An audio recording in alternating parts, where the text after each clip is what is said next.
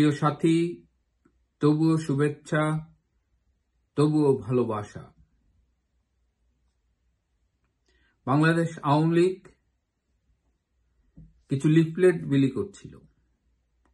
সেই লিফলেট বিলিতে ভীত হয়ে অবৈধ ক্ষমতার দখলদার ডক্টর ইউনূস সব আইন শৃঙ্খলা বাহিনীকে ডেকে বললেন যুদ্ধ অবস্থার প্রস্তুতি নিতে। গতকাল জননেত্রী শেখ হাসিনা অনলাইনে একটা ভাষণ দিয়েছেন। সেই ভাষণের প্রতিক্রিয়ায় ভীত হয়ে তারা বঙ্গবন্ধুর স্মৃতি বিজড়িত ঐতিহাসিক ধানমন্ডির ৩২ নম্বর ভবনটি বুলডোজার দিয়ে গুড়িয়ে দিয়েছে। আমি বুঝি না মানুষ কতটা মেধাহীন হলে ভাবে যে স্থাপনা গুড়িয়ে দিলেই বোধহয় সব শেষ হয়ে যায়। এরা জানে না যে স্থাপনা গুড়িয়ে দিলেই আদর্শের মৃত্যু হয় না, বরং আদর্শ আরো শানিত হয়। এরা জানে না স্থাপনা গুড়িয়ে দিলেই ইতিহাস মুছে যায় না।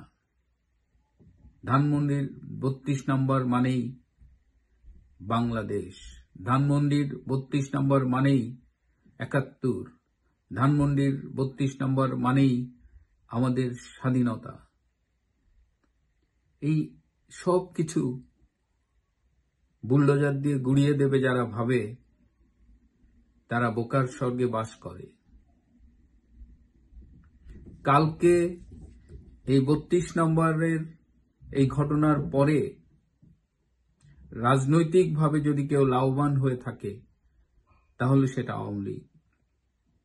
অনেক সাধারণ মানুষ আজকে আমার সাথে কথা বলেছে, যোগাযোগ করেছে, তারা আওয়ামী লীগ করে না, কিন্তু তারা এই ঘটনাটি মেনে নিতে পারেনি। এই যে মানুষ, সংখ্যাগরিষ্ঠ মানুষ, তারা এই ৩২-এর এই অপমান, এই অবমাননা মেনে নেয়নি। এটি সাধারণ মানুষকে ক্ষুব্ধ করেছে। কারা ঘটিয়েছে এই ঘটনাটা? সাধারণ ছাত্র জনতা?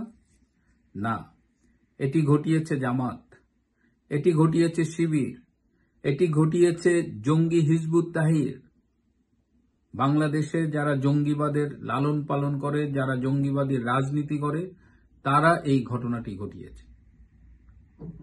এই ঘটনাটি ঘটানোর সময় হিজবুত তাহরির পতাকা উড়ানো হয়েছে, যে পতাকাটি ISIS এর পতাকার মতো করে করা।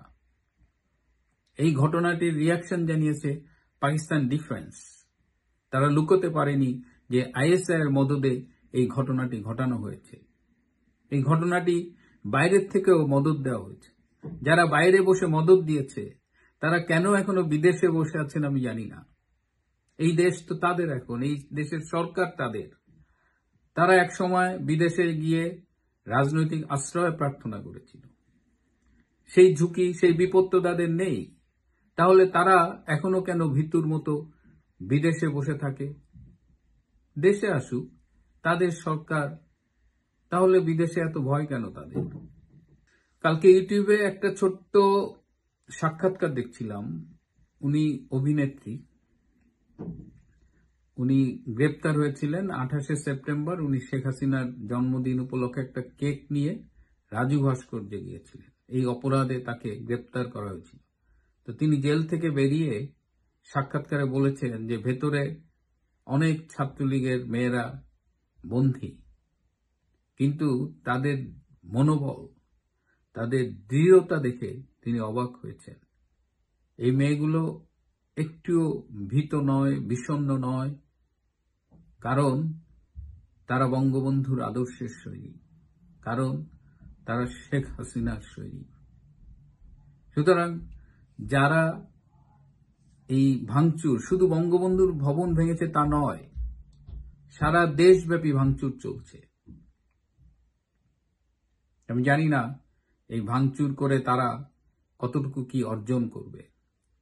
এই দেশে একজন শান্তির নোবেলধারী আছেন, তিনি নিজেও যে জঙ্গিবাদের পৃষ্ঠপোষক, তিনি নিজেও যে অশান্তির ধারক ও বাহক, এটাও কিন্তু পৃথিবী দেখছে। পৃথিবী এই তথ্য প্রযুক্তির যুগে সব কিছুই দেখছে।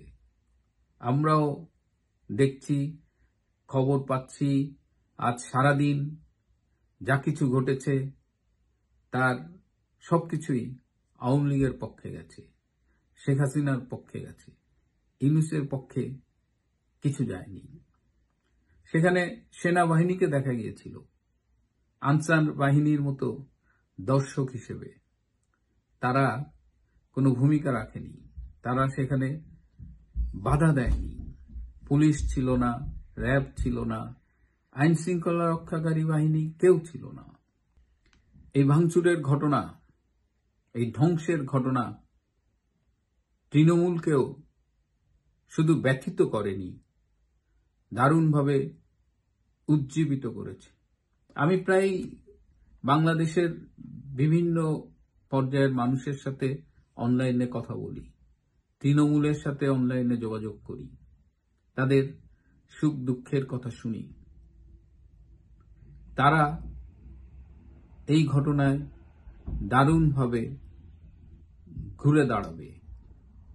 গতকাল যখন এই ঘটনা ঘটছিল, তখন ঢাকা শহরে এবং সারা দেশব্যাপী অনেক শহরেই এর প্রতিবাদে মিছিল হয়েছে এবং সেই মিছিলগুলোর আকারও কিন্তু আগের চাইতে অনেক বড়।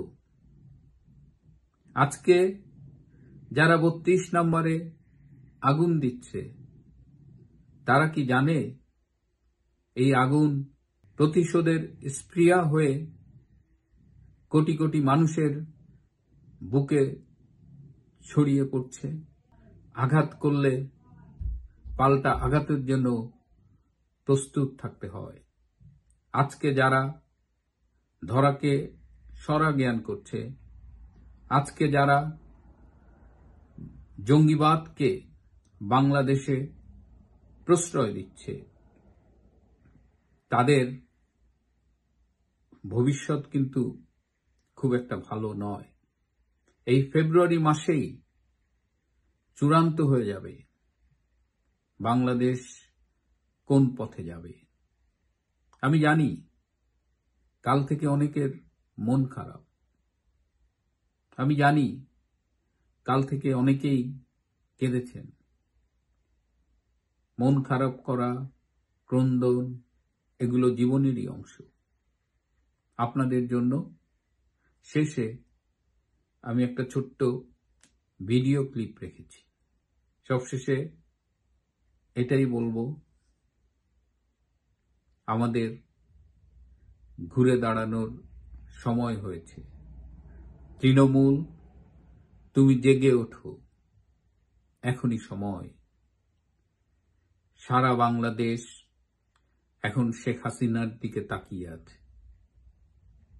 তাকে দেশের এই ক্রান্তি লগ্নে সঠিক রাজনৈতিক সিদ্ধান্তটা নিতে হবে এবং তিনি যে সিদ্ধান্তই নেবেন তা বাস্তবায়নের জন্য কোটি কোটি মুজিব সৈনিক তৈরি হয়ে আছে।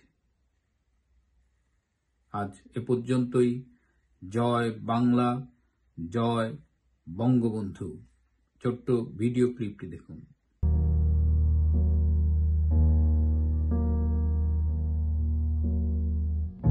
তোমার সমাধি ফুলে ফুলে ঢাকা, কে বলে আজ তুমি নাই?